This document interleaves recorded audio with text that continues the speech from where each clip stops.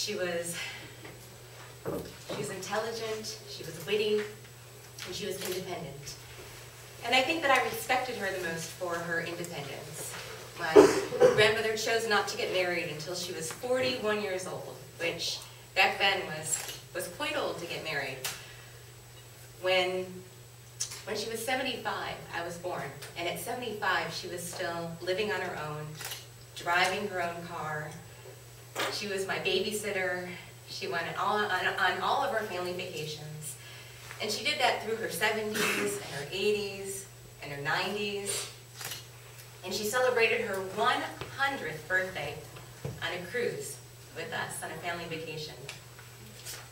So in 2007, my brother and I decided that we were going to go home to Ohio to celebrate Christmas with our family. And at that time, my grandma was 103 years old. And so we all knew that we wanted to make this Christmas a really special Christmas for my grandmother. I remember that year, we sat her down and we asked Grandma, Grandma, what do you want for Christmas this year? And she was kind of staring out into space, and she replied, good health. And that just spoke volumes to me about my grandmother because, well, first of all, at 103 years old, what could she possibly want? But her health had been failing, and she was moving slower, and she wasn't eating properly, and wasn't socializing, and for this Christmas, she wanted to spend Christmas with her family in good health. So we tried to make that happen. On Christmas morning, I remember my mom and I debating whether or not we should wake Grandma up. I wanted to let her sleep because I thought, Grandma, she won't really know if we're opening presents, it'll be okay, she can miss it. And my mom was determined that we were going to wake my grandmother up because if she wanted to watch us opening presents, she would have felt horrible if she would have missed it.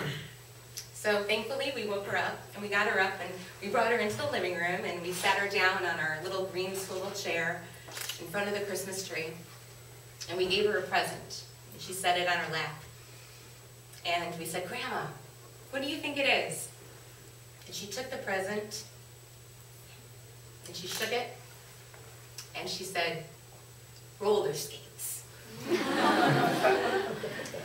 that moment was so special to me because in my mind, that was my old grandma and not the one that was slowly transitioning into something else.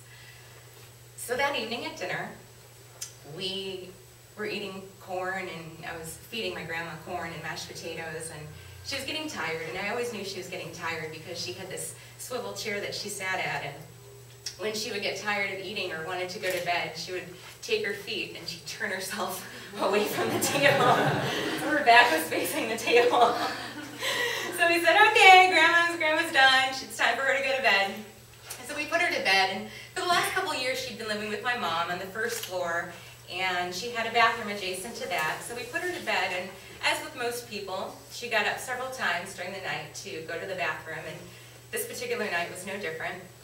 And she got up, and my mom heard her because there was a baby monitor sitting next to where my grandma was staying, so my mom could hear her upstairs. And around 6:30 in the morning, my grandma got up again, and my mom decided, hey, I'm going to go down and watch her just to make sure she gets to the bathroom okay. So my mom goes downstairs, and my grandma was walking with her walker. She had her little flannel pajamas on, she was a little tiny lady, very hunched over.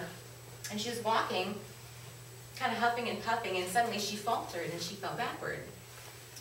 So, of course, my mom, caught her as best she could and laid her on the tile floor. And then yelled for my brother and me, like, Robyn, Todd, come downstairs, your grandma fell. And both of us were sleeping, and we came downstairs and we saw grandma on the floor and my mom around her.